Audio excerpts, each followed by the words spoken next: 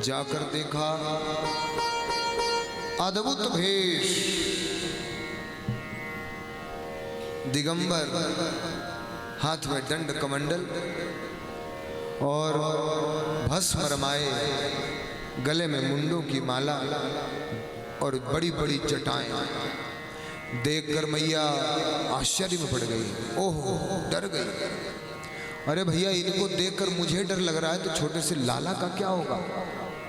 विचार किया कि भैया बाबा जी जो कुछ लेना हो सो ले लो, लाला का दर्शन तुम्हें नहीं कराऊंगी। बाबा ने कहा कि तू चिंता मत कर, एक बार और विचार कर ले, लाला का दर्शन करा रही है तो करा, नहीं करा रही तो दोबारा बुलाइयो मत। ठीक है जी। बाबा जी चले गए और जाकर नंद भवन से थोड़ी ही दूर वृक्ष के नीचे जाकर बैठ गए, समाधि लगाई। और नारायण को मनी मन कहते हैं कि कन्हैया तेरा दर्शन करने के लिए मैं आया हूँ और मैया दर्शन नहीं करा रही है, क्या मैं बिना दर्शन के लौट जाऊंगा।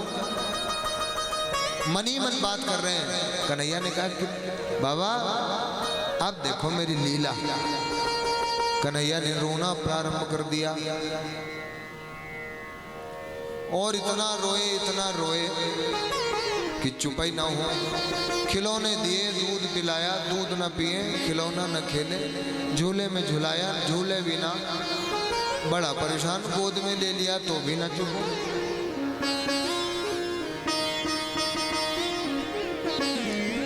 दासी ने बोला मैया मुझे लगता है कि इसको झाड़ फूंक की जरूरत है। जब बच्चा ज्यादा रोने लग जाए तो माँ सोचती है कि इस पर किसी की नजर लग गई है। बोले इसको झाड़ फूंक की जरूरत है। तो बोला झाड़ फूंक? बोला अब किसको ढूंढा जाए? बोले अरे वो बाबा आया तो था। बोले उसको तो भगा दिया। बोले भगा दिया, कोई बात नहीं, मैं देख कर आती। दासी गई, थोड़ी दूर जाकर देखा कि भगवान शिव समाधि में बैठे हुए, इंतजार ही कर रहे थे कि कोई आवे। दासी ने आवाज लगाई, बाबा मैया याद कर रही है। क्यों? अरे वो लाला चुपाई ना हो रहा, न जाने किसकी नजर लग गई। अगर हो सके तो झाड़ फूंक कर दो चल के।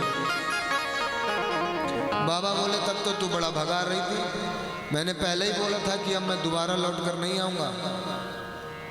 बोले चले ना बाबा। कन्हैया बहुत रो रहा, लाला बहुत रुक नहीं रहा। भगवान शिव ने सोचा कि ज्यादा मना करूंगा कि ऐसा ना हो कि कोई दूसरा बाबा पकड़ ले, इसलिए ज्यादा अनबन नहीं की। झोली झंडा उठाया, चल दिए। और जैसे ही मैया लेकर आई गोद में, और भगवान शिव की गोद में जैसे ही दिया, भगवान ऐसे चुप हुए जैसे मान लो कोई औषधि मिल गई हो। अपने हृदय से लगाया और कन्हैया को गोद में पकड़े पकड़े उनका दर्शन करते करते समाधि लग गई। 15 मिनट 20 मिनट हो गए वो ऐसे ही पकड़े पकड़े और आंखें बंद।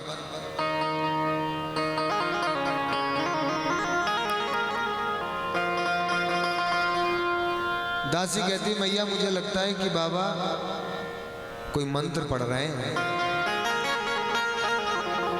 मैया ने बोला बड़ी देर हो गई। तो दासी ने जरा सा हिलाया, ए बाबा बाबा बाबा जी, बाबा जी, हेलो। बाबा जी की समाधि। दासी बोली मैया मोहे तो ऐसा लगे कि बाबा निपट गए। बोले निपट गए? बोले आंखें नहीं खोलते।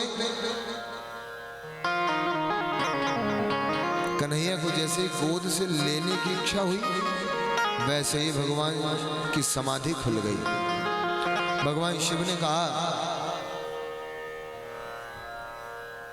कि मां, तुम्हारे घर में साक्षात नारायण प्रकट हुआ है, मानो ना मानो,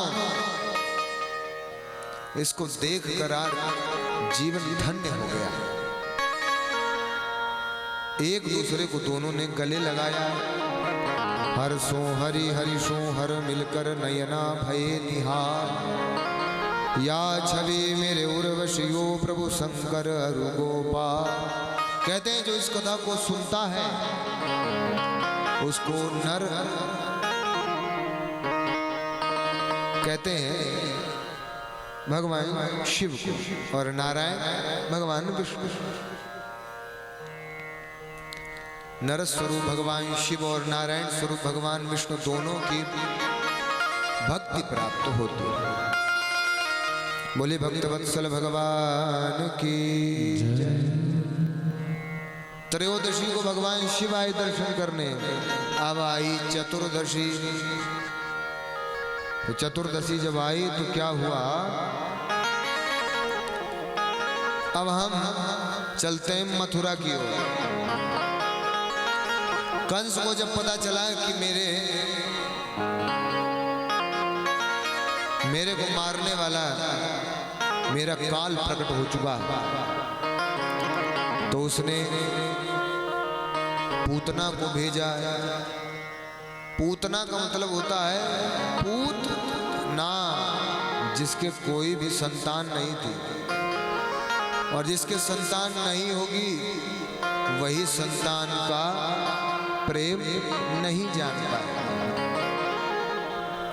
उसको दूसरों को कष्ट देने में कोई दुख नहीं होगा, इसलिए नाम रखा पूतना। राक्षसी थी भाई, अगर सात्विकी प्रवृत्ति होती तो दिक्कत नहीं थी, राक्षसी थी, बच्चे थे नहीं, तो दूसरों के बच्चों से चिढ़ थी उसको, पूतना।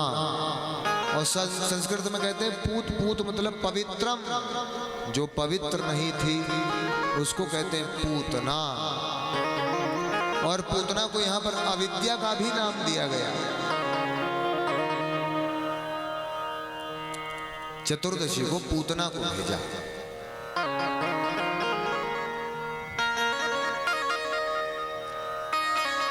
कंसेन प्रहिता घोरा पूतना बालघातिनी, शिशूंश्चचार निघ्नन्ति पुरग्राम ब्रजादिषु। ब्रज में प्रवेश किया। कंस ने आदेश दिया था कि इन 7 दिनों के अंतराल में जिसके यहाँ भी कोई पुत्र या कोई भी संतान उत्पन्न हुई हो, सभी को मार डालना। हलाहल विष अपने पयोधर में लगाकर आए सबको मारने के लिए। जैसे ही ब्रज में प्रवेश किया तो पूरे ब्रज में महोत्सव चल रहा था। जो नहीं भी जानते थे वो भी जान गए कि नंद बाबा के यहाँ लाला हुआ।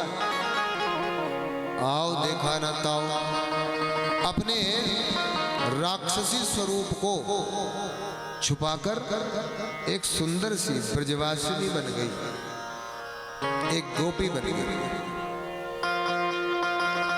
16 श्रृंगार करके आई है। और आजकल तो महाराज हर गली गली में कायाकल्प दूर, कायाकल्प केंद्र, उसको संस्कृत में कहा जाता है, क्या कहा जाता है, ब्यूटी पार्लर। काया ही बदल दे। शादी के समय जयमाला डालो किसी पर और सवेरे जब देखो तो कोई और नजर आती है।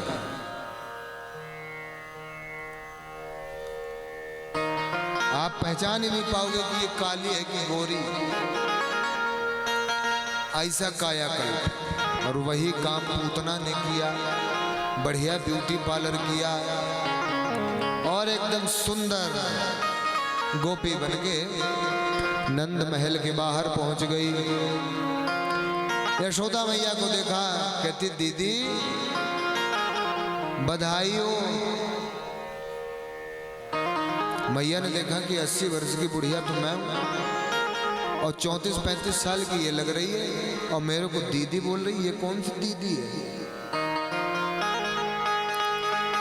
कहां से आई हो?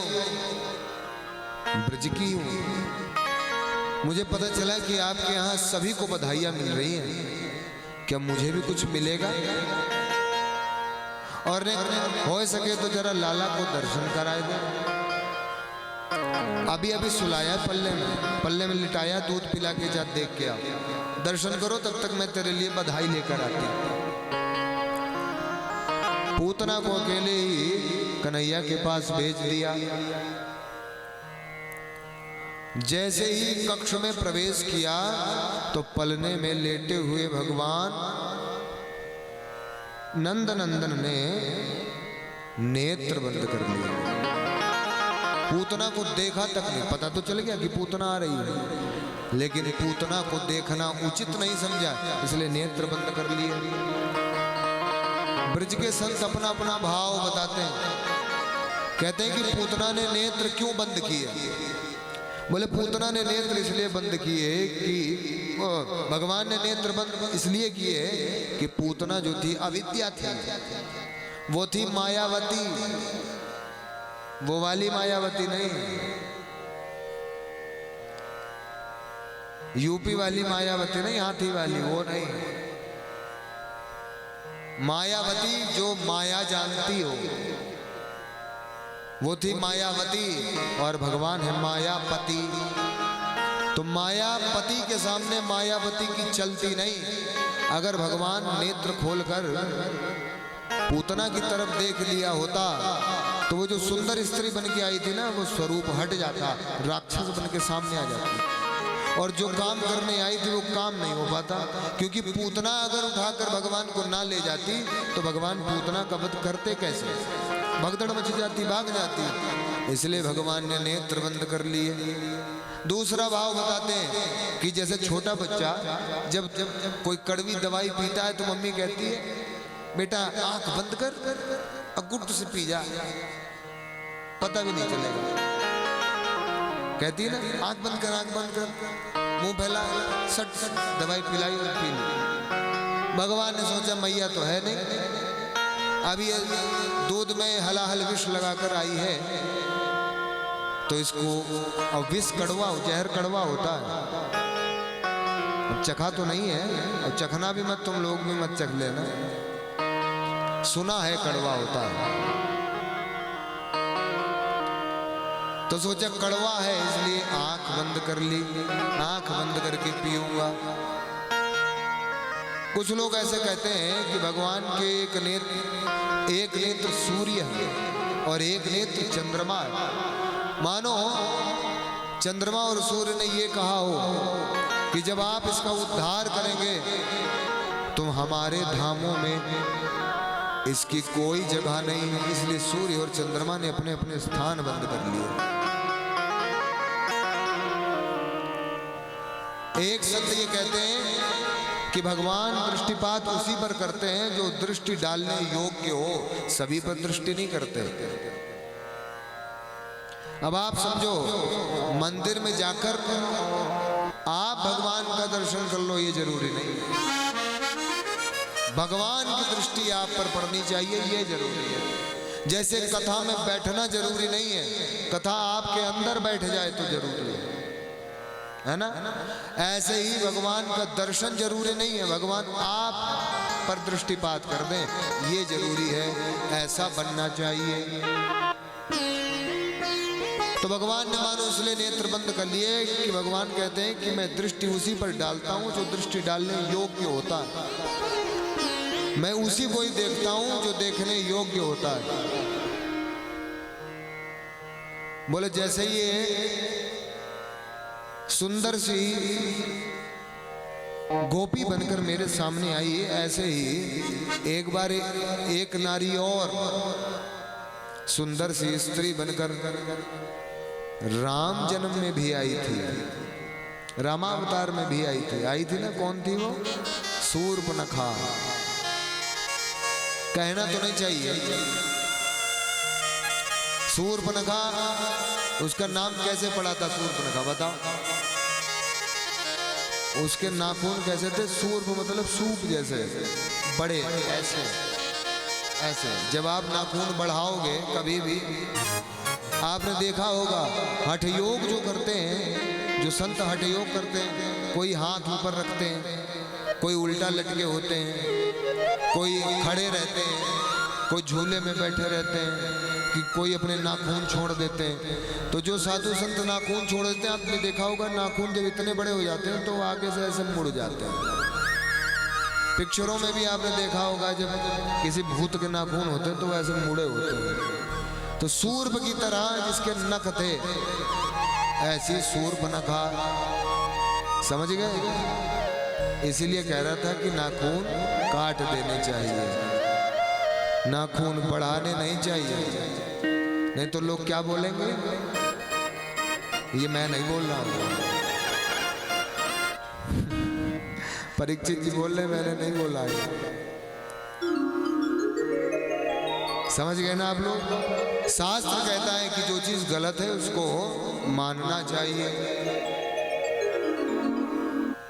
तो राम जन्म में, रामावतार में एक स्त्री और आई थी जिसका नाम था शूर्पणखा।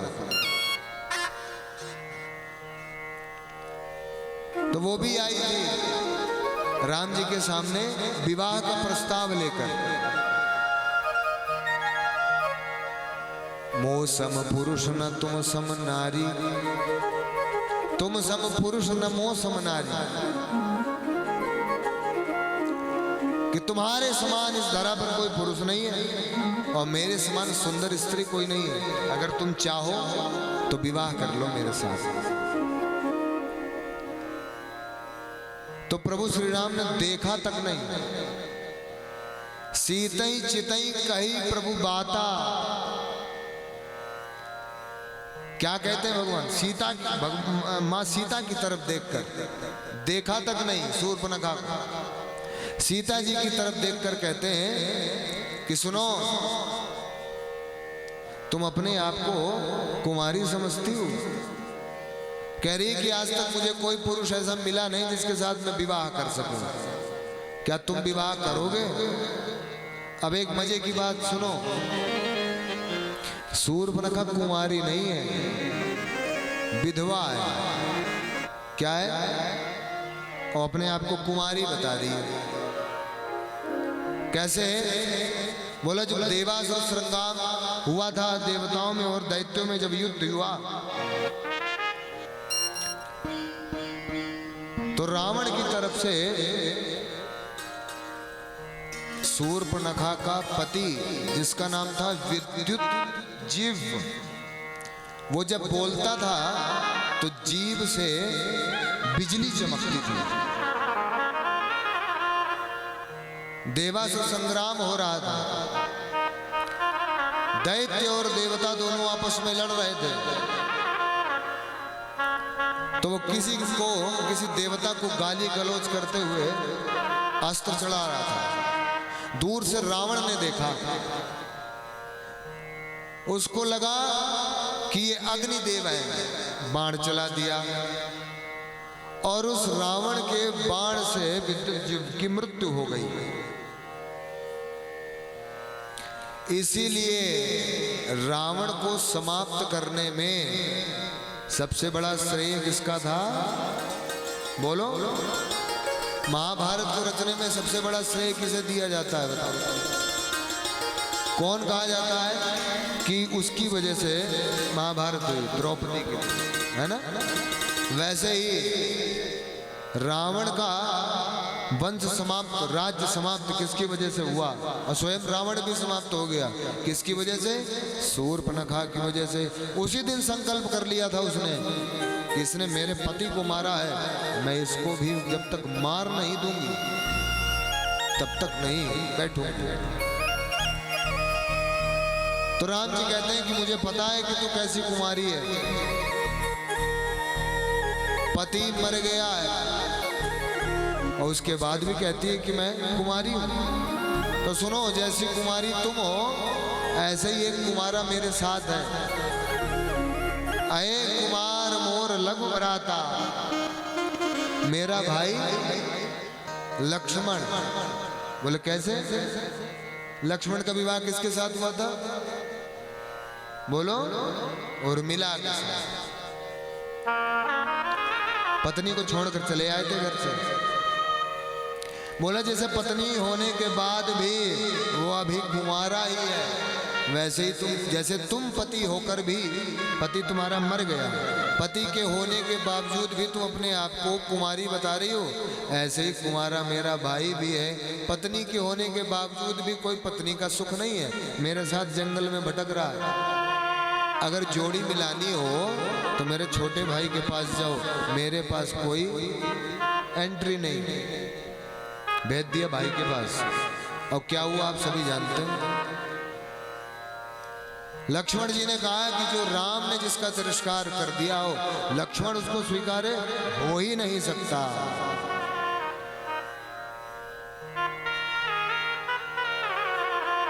सब जानते था कि ये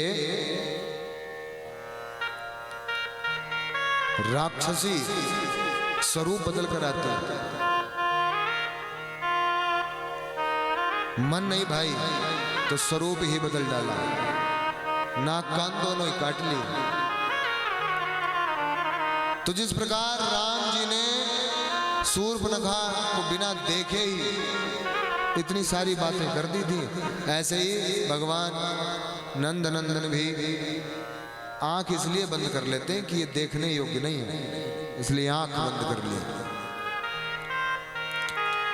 चारों तरफ जब सन्नाटा देखा पूतना ने, तो पूतना ने कन्हैया को उठाया है और जोर से भागी, और भागते भागते अपने स्तन को भगवान कृष्ण के मुख में दे दिया और भाग रही थी कि कोई देख न लेवे, और किनारे जाकर बैठकर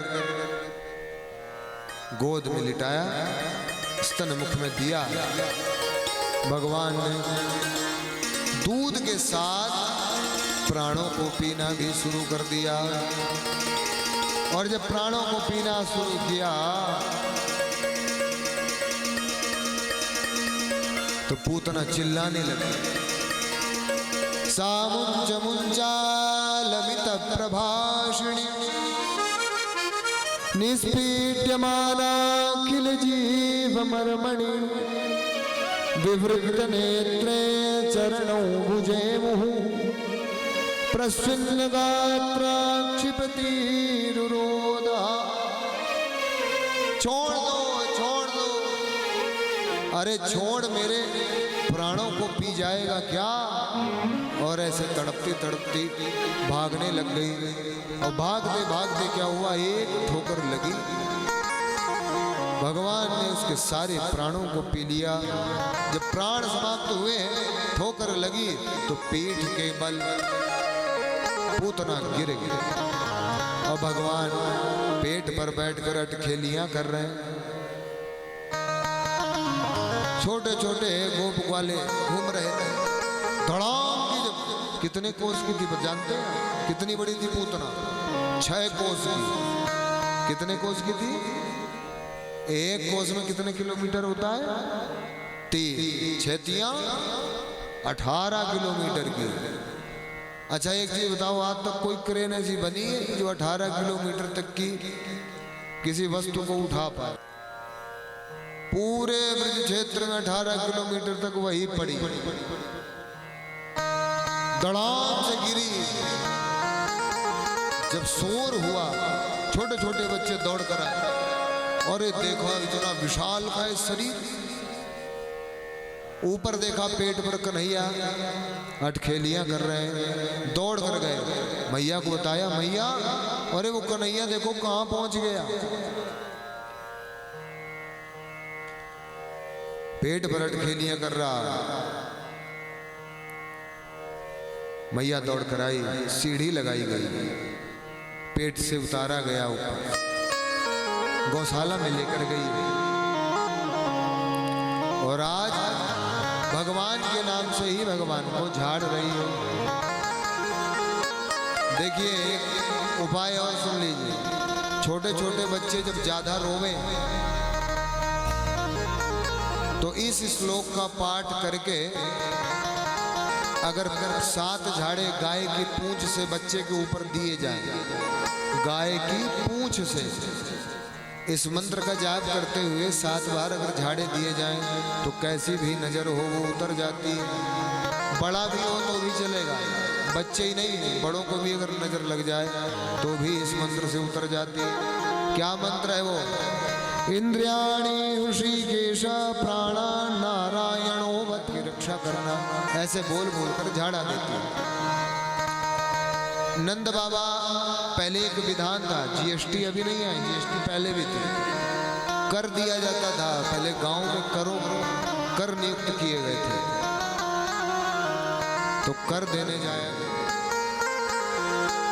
और वहीं कारागार में बंद वसुदेव अपने मित्र से नंद बाबा मिले, कुशलक्षेम पूछी। वसुदेव ये नहीं बताते कि वो मेरा ही पुत्र है, कहते हैं नंद बाबा मैंने सुना है तुम्हारे घर में लाला भाई हो। हाँ सुनो, मैंने सुना है कंस ने एक राक्षसी भेजी है पूतना, हिसाब से रखना बच्चे को और जाओ जाकर देखो और लाला की रक्षा करो। इतना सुनते ही नंद बाबा वापस आए। रास्ते में नारायण नारायण की माला जपते हैं और कहते हैं कि भगवान आज तक मैंने जितना भी सत्कर्म किया हो उसका ये फल देना कि मेरे लाला की रक्षा होवे। नंद बाबा जब पहुंचे गांव में प्रवेश ही कर रहे थे तो देखा कि 18 किलोमीटर की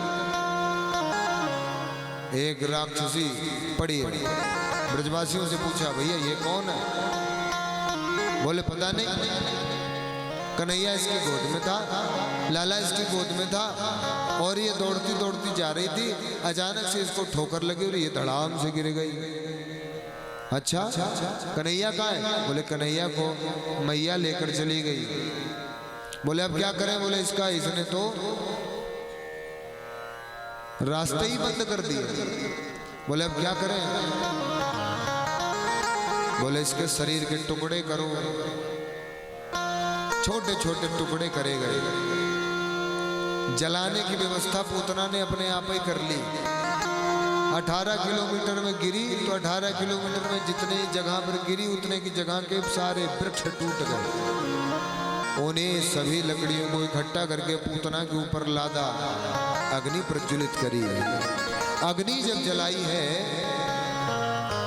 तो देह से दुर्गंध नहीं आती, सुगंध फैली और ऐसी सुगंध फैली कि पूरा ब्रज क्षेत्र महक उठा। परीक्षित प्रश्न करते हैं कि प्रभु सुखदेव महाराज कि प्रभु वो तो राक्षसी थी, भगवान को मारने आई थी। अरे वो जलती तब बदबू आनी चाहिए थी, दुर्गंध आनी चाहिए, सुगंध, और ऐसी सुगंध की पूरा ब्रज क्षेत्र में पूछा। बोले भगवान समदर्शी है, उसने राक्षसी समझकर नहीं मारा, उन्होंने तो मां की गति दी। बोले जो गति मां को देनी चाहिए थी वो गति उन्होंने पूतना को दी है। क्यों? क्योंकि उन्होंने स्तनपान किया है। भले ही हलाहल में सो, भले ही मारने के उद्देश्य से आई हो, लेकिन उसने स्तनपान कराया, मैंने उसका स्तन का पान किया है, इसलिए वो मेरी मां है, मां की गति दी।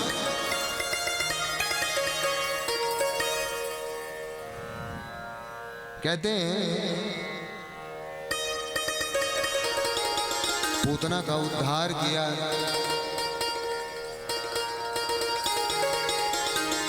एक दिन की बात है, 3 महीने व्यतीत हो चुके। मैया ने लाला को स्नान कराया, बढ़िया श्रृंगार किया है, सजाया है और सुलाने के लिए पलने में लिटा दिया। और आज कन्हैया ने अपने आप ही करवट बदली। करवट बदलते ही मैया ने उत्सव का प्रोग्राम बना लिया। जरा जरा ये छींक भी आती लाला को तो उत्सव, एक बार हंस दे तो उत्सव, बातों बातों में उत्सव होना शुरू हो गया। नाई को बुलाया और बोले जाओ पूरे गांव में, पूरे ब्रिज में सबको बुलौआ देकर आओ और कहकर आओ कि आज लाला ने करवट बदली है। सभी गोपियां आई हैं। जितनी देर में गोपियां आई उतनी देर में लाला पलने में सो गया।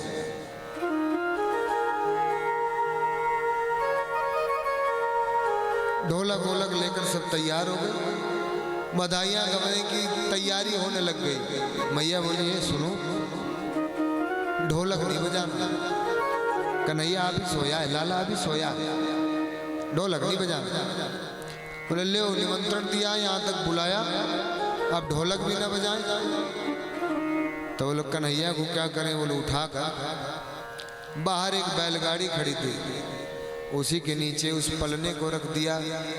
बोले अब बजाओ ढोलक। तो आइए हम लोग भी करवट बदलने के उस उत्सव में सभी लोग आनंदित होते हैं। बोली नंदनंदन भगवान की।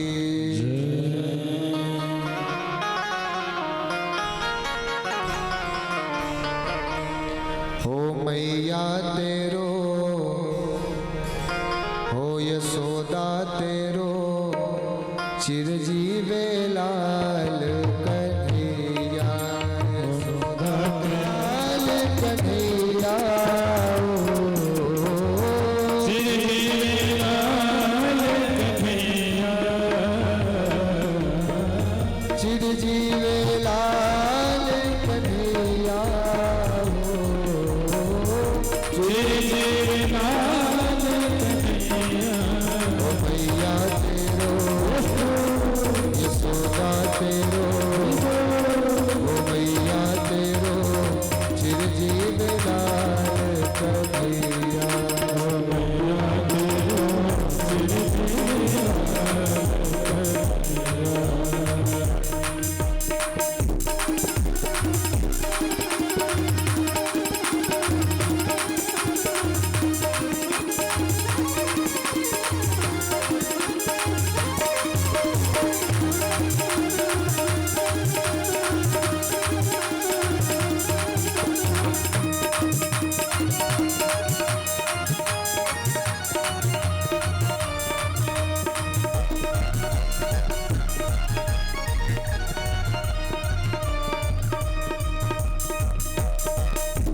लोक को करता धरता, इन लोक को करता धरता, इन लोक को करता धरता, इन लोक को करता धरता, इन लोक को करता धरता, इन लोक को करता धरता, इन लोक को करता धरता, इन लोक को करता।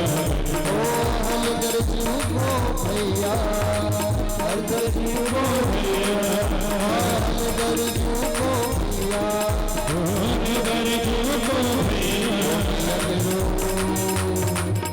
ओ भैया करो,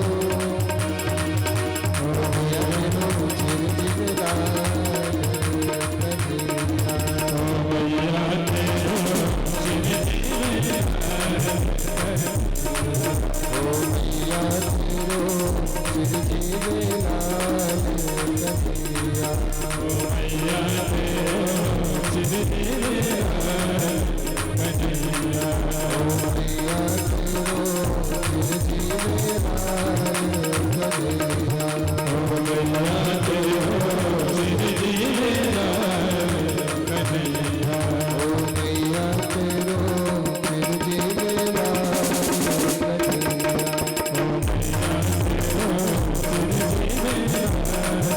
कन्हैया, ओ भैया करो, चिरजीवे लाल कन्हैया, चिरजीवे लाल। थाप लगी ढोलक की तो कन्हैया जग गए। और जब जगे तो अपने ऊपर बैलगाड़ी देखी, बोले वाह, उत्सव मेरा, अब मुझे ही किनारे कर दिया, ये उत्तम नहीं है। आओ देखा न ताओ, उसी बैलगाड़ी के ऊपर माखन से, दूध से, दही से, छाछ से भरे हुए बर्तन, भांडे रखे हुए थे। रस प्रदान करने वाला मैं, और मेरे ही ऊपर इतने रस लदे हुए, ये उचित नहीं। बोला अभी मजा चखाता हूं।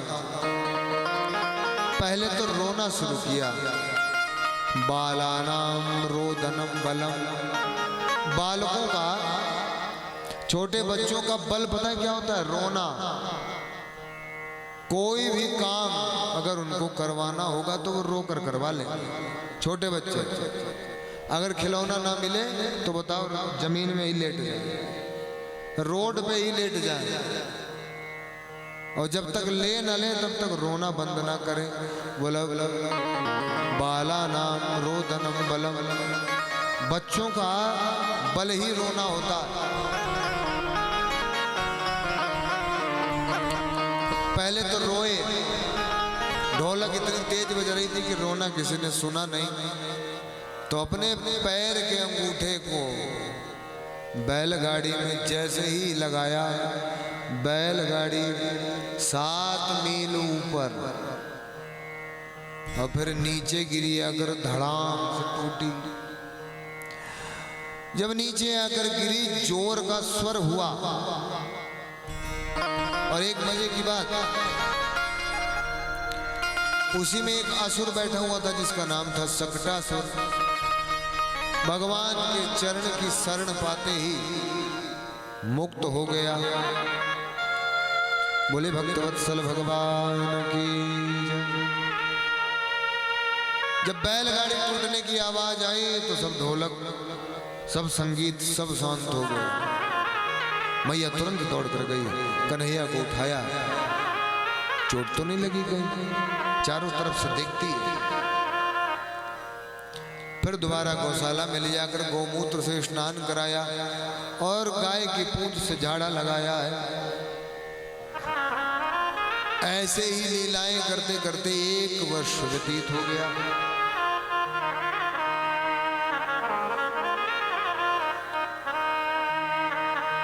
उससे पहले तृणावर्त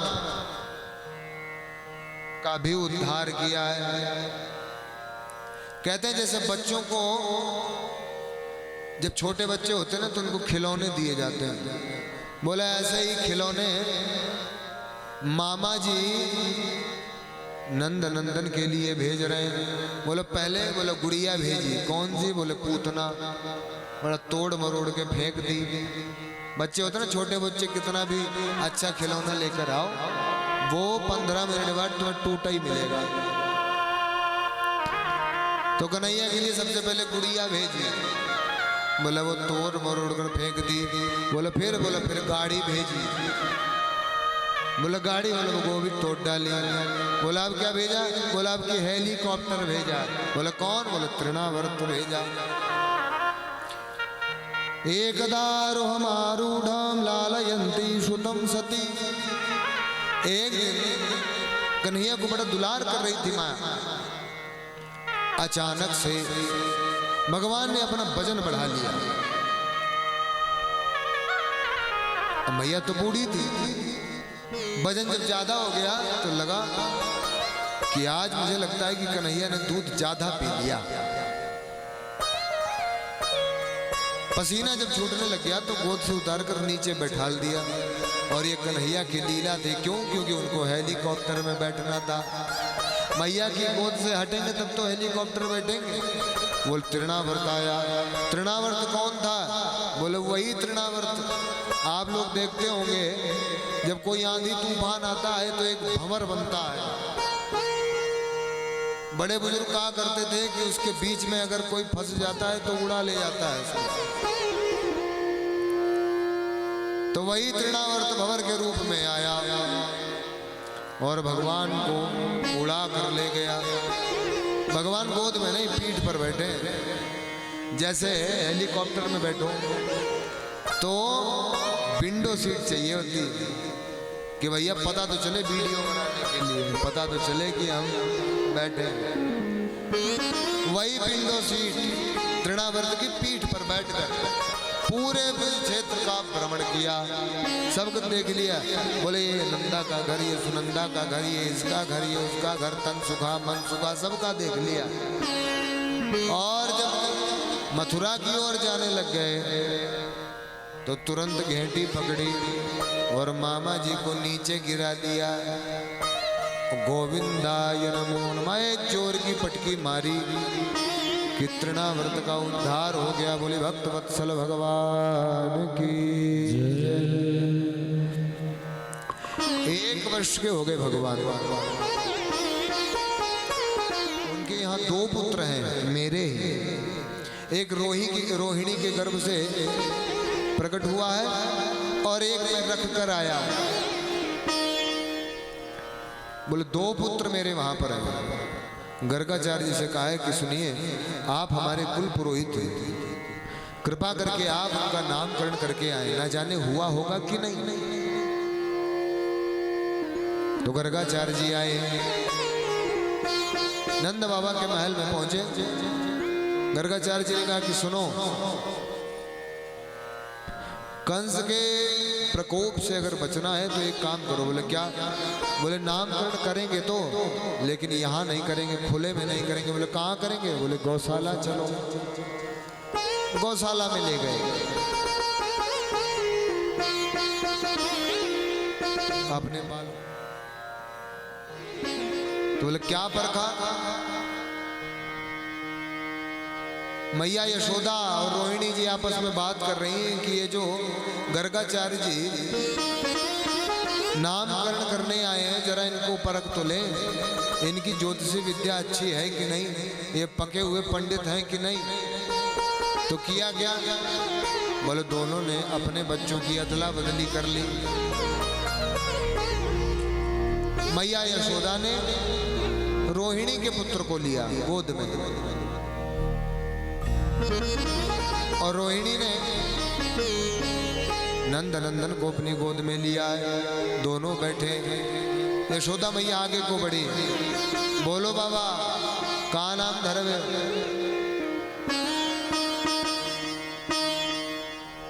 तो गर्गाचार्य जी कहते हैं, अयम ही रोहिणी पुत्रो रमयन सुहृदो गुणै। अरे मैं समझ गया, मेरी परीक्षा मत लो।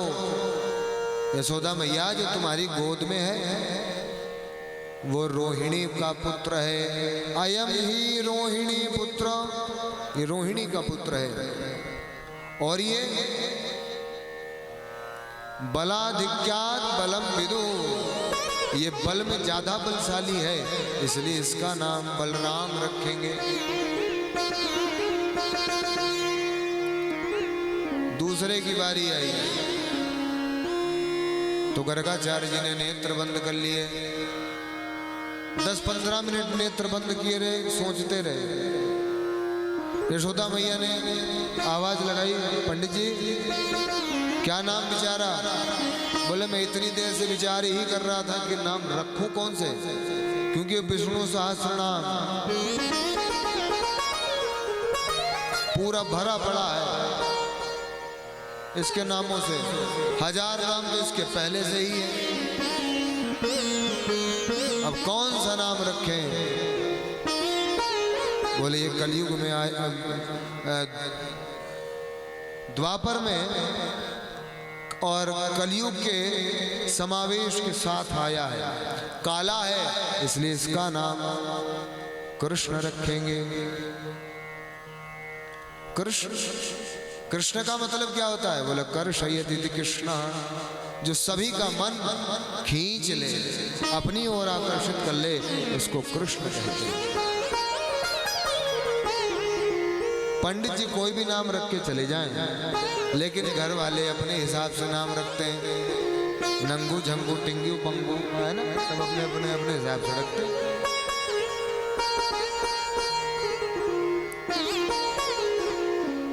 तो तो मैया ने कहा कि भैया ये तुमने जो नाम रखे हैं थोड़े टेढ़े मेढ़े हैं, हम अपने हिसाब से रखेंगे। तो नाम क्या रख दिया? कलुआ बलुआ।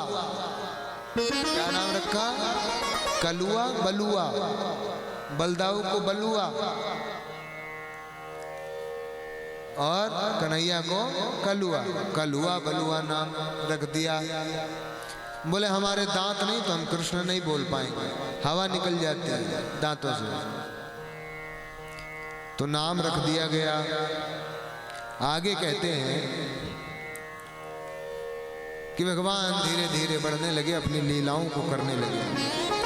घुटनों के बल चलते चलते चलते जहाँ गाय बंधी होती उनके पास पहुँच जाते, उनकी सींगों में लटक जाते, और जब गाय हिलाती डुलाती और जब गिर जाते तो जोर जोर रोने लगते। गाय के थनों में ही अपना मुख लगा देते, बछड़ों को पीने ही नहीं देते, खुद ही सारा दूध पी जाते। धीरे धीरे लीलाएं और उम्र दोनों बढ़ी। जब थोड़े बड़े हुए तो मैया ने पीला पीतांबर पहनाया है, मोर पंख लगाया है। अब बोले कन्हैया अब तू एक काम करे। क्या? बोले तू छोटो है, देख गांव के ग्वाल वाले गैयन को चरावन जावे, तो तू एक काम करे, तू तो छोटो है तो बछड़े चरा, साथ में जाया कर। बछड़े चराने के लिए, छोटे छोटे बछड़ों को चराने के लिए आज कन्हैया को भेजा गया। और माँ ने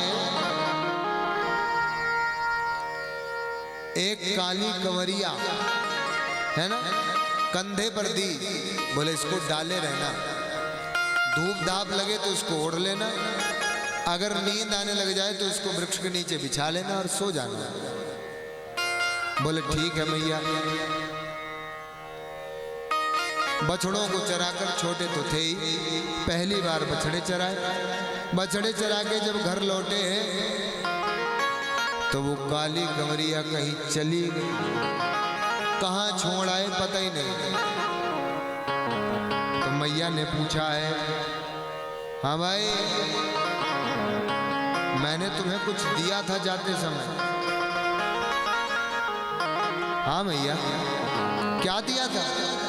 बोले काली कंवरिया दी थी मैंने तुझे। कहाँ है वो?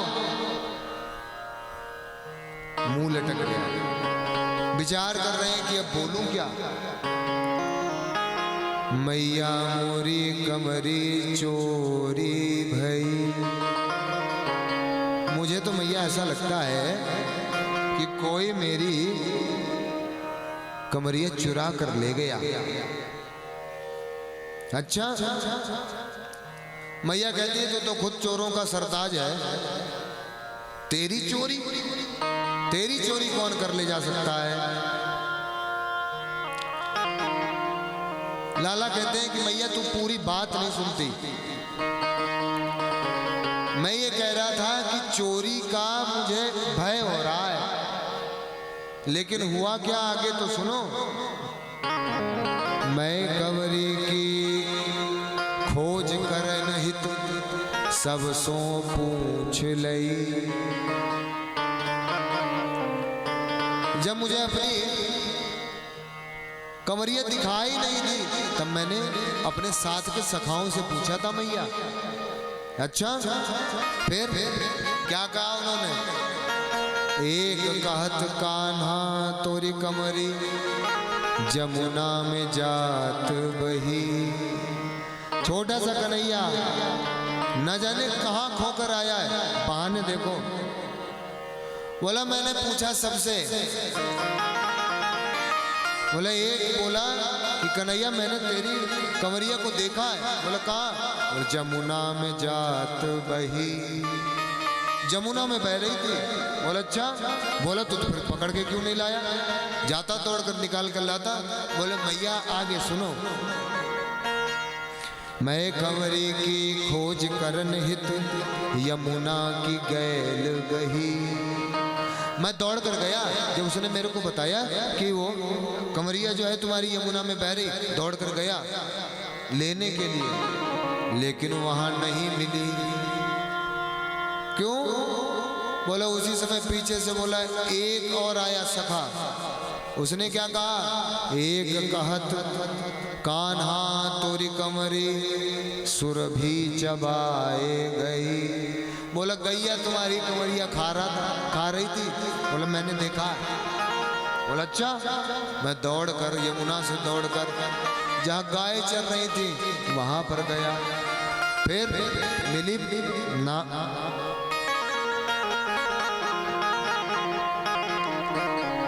सच सच बता, कहाँ डाल कर आया? मैं जानती हूं कि तू बहाने बना रहा।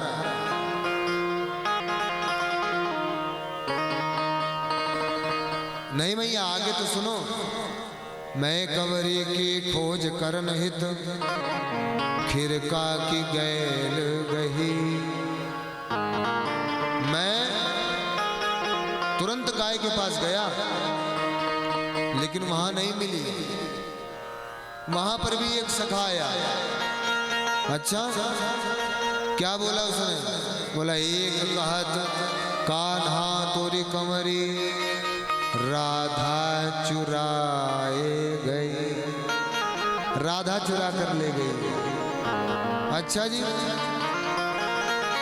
मैया ने हाथ पकड़ा, बोला चल सखा, चल मैं पूछ के आती हूँ। चल बूझत हो राधा सो मैया ने बाह गही।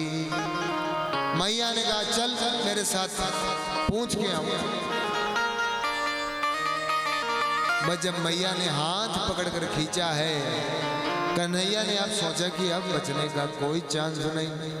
सूरदास तव नंद नंदन ने नयनन नीर धरी। रोने लग गए। मैया मुझे नहीं पता कि मेरी कंवरिया कहाँ चली जाए।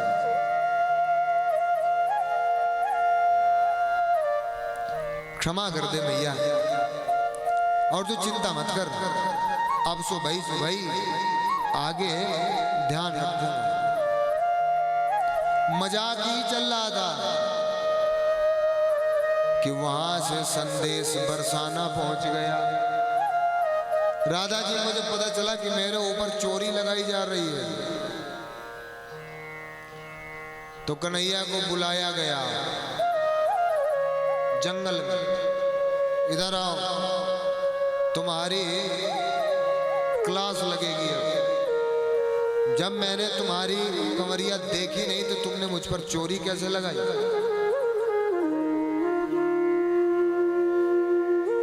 अगर चोरी लगाई है तो अब देख मैं चोरी करूंगी। कन्हैया को बातों में लगाए रखा और कन्हैया की बांसुरी चुरा कर ले गई।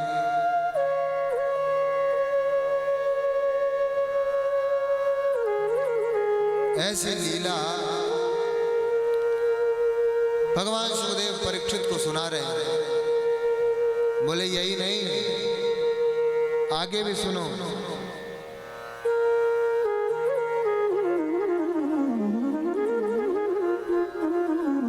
छोटे छोटे से कन्हैया और छोटे छोटे से ही सखाओं को चयनित कर लिया।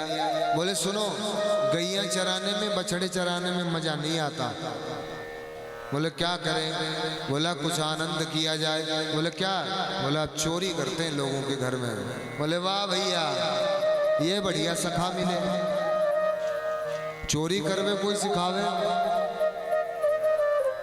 अरे कोई अच्छी बात सिखा। चोरी कौन करना सिखाता है? बोले बड़ा मजा आएगा, एक बार करके तो देखो।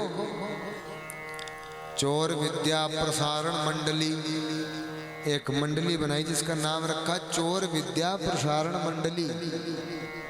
बोला एक के दो करने की जिम्मेदारी तुम्हारी है, जितने बढ़ा पाओ बढ़ा लो, 2, 4, 10, 20 जितनी मंडली में हो जाए बढ़ाते चले जाओ। बोले करें क्या? बोले एक काम करो, चोर जब चोरी करना शुरू करता है तो सबसे पहले अपने घर से चोरी करता है। योजना बनाई, योजना बनाने के बाद अपने घर में चोरी करी और फलीभूत हो गए, पकड़े नहीं गए। बोले देखा मजा आया ना, चोरी में एक अलग ही स्वाद आता है। बोले क्या करें? बोले चलो हम दूसरों के घर में चोरी करेंगे।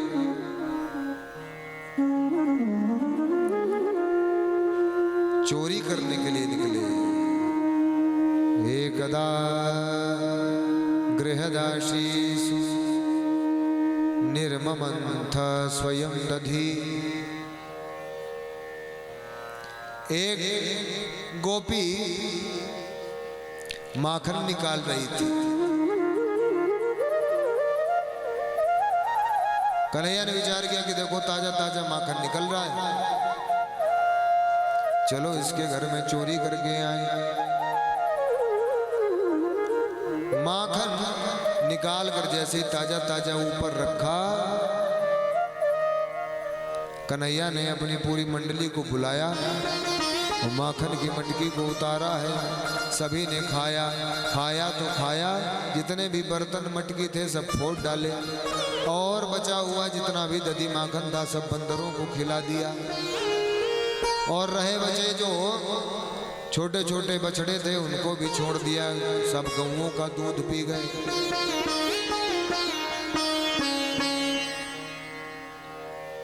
गोपियां शिकायत लेकर मैया के पास आती हैं, उलाना देती हैं कि मैया ये कन्हैया बहुत ढीठ है, इसको कितना भी कुछ उल्टा सीधा बोलो, कितना भी मारो, कितना भी डांटो, कुछ भी करो, लेकिन ये मानता नहीं। और तो और माखन तो खाता ही खाता है। भांडम भिनत्ति, बर्तनों को भी फोड़ देता है, मिट्टी के बर्तन होते थे, बर्तनों को भी फोड़ देता है। इतना ही नहीं, वत्सान मुंचय, छोटे छोटे बच्चों को भी छोड़ देता है कि जाओ अपनी माँ का दूध पी लो, गायों का दूध पी लो, कुछ भी न रह जाए। मरकान भोक्षय, बंदरों को भी खिलाता है। बड़ा परेशान किया है। मैया कहती है गोपियों से कि देखो भैया, बुढ़ापे में लाला हुआ है, इसलिए उलाहना लेकर मत आओ, प्रेम से इसको पवाओ, जितना खावे उतना खिलाओ। और रही बात माखन की तो मेरे घर से ले जाओ, लेकिन इसको कोई कुछ मत बोलो।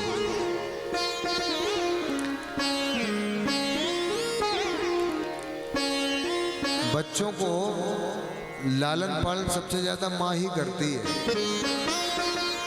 है ना। कहते हैं ना कि प्रेम में सबसे ज्यादा माँ बिगाड़ती है बच्चों को। कन्हैया की चोरी को छुपा लिया कि ज्यादा इधर उधर ना फैले, इसलिए शांत हो जाओ, किसी कुछ मत बोलो, तुम्हें जितना चाहिए मेरे घर से ले जाओ, लेकिन इसको कुछ मत बोलो। आगे कहते हैं भगवान ने माखन चोरी की भी लीला की है। एक दिन की बात है कि सभी ब्रजवासी सखा कृष्ण और बलदाऊ भैया सब आपस में खेल रहे थे। खेल खेल में कन्हैया ने मिट्टी को उठाया और मुख में रख लिया। मृत भक्षण की लीला की है। बलदाऊ भैया ने देख लिया, बोले ओ हो कन्हैया माटी खावे, मैया से शिकायत करो, चल हाथ पकड़ के ले गए। मैया मैया ये मेरे सामने ही गलत काम करता है। अच्छा क्या किया? बोले इसने मेरे सामने इतना बड़ा ढेला उठाया माटी का और गप से मुंह में रख लिया। अच्छा, बोले मेरे कहने के बावजूद भी इसने निकाला नहीं। तो कन्हैया कहते हैं कि मैया, दाऊ भैया जो है वो मुझसे चिढ़ते हैं। क्यों चिढ़ते हैं? बोले मेरी चोटी बड़ी है, इनकी चोटी छोटी है।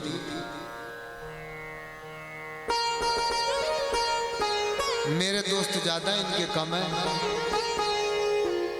मेरी सब कहना माने, इनकी कोई सुनता नहीं। बोले इसलिए मुझसे चिढ़ते हैं, इसलिए झूठी शिकायत लेकर आए। ना हम भक्षितवान अम्ब सर्वे मिथ्या विशंसिना।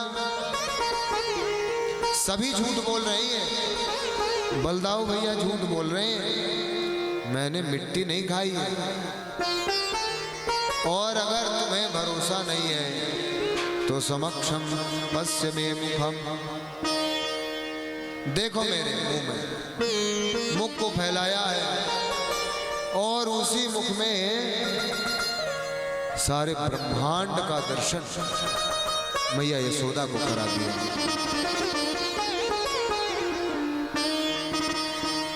मैया ने देखा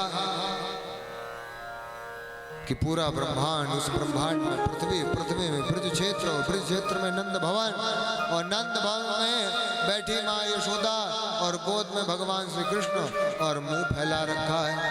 उनके मुख में सब कुछ देख रही है। मूर्छित हो गई। भगवान ने विचार किया कि अगर मैया ने अगर मुझे भगवान मान लिया तो ये बालक वाला वात्सल्य प्रेम नहीं रह जाएगा। इसलिए जब मूर्छा से बाहर आई तो ऐसा माया का पर्दा चलाया कि मैया सब भूल गई। आगे कहते हैं,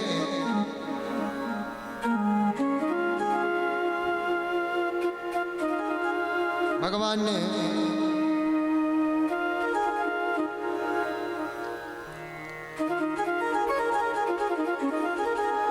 एक लीला और की। बोले क्या? बोले यमलार्जुन का उद्धार किया। बोले कौन? यमलार्जुन कौन थे? बोले ये कुबेर के पुत्र थे जो नारद जी के श्राप से वृक्ष बन गए थे। नलकुबर और मणिग्रीव दो कुबेर के पुत्र जो नारद जी के श्राप से वृक्ष बन गए थे, और वो नंद भवन के मैदान में खड़े थे दोनों वृक्ष। एक दिन की बात है, मैया ने विचार किया कि आज कन्हैया को अपने हाथों से माखन खिलाती हूं। तो बैठ गई माखन निकालने के लिए। कन्हैया अटखेलियां करता हुआ मैया के पास आया। मैया क्या गोदी में लेगी? मैं बड़ा थक गया खेलते खेलते। मैया ने कहा आजा। गोद में लिटाया और दही फेंट रही थी।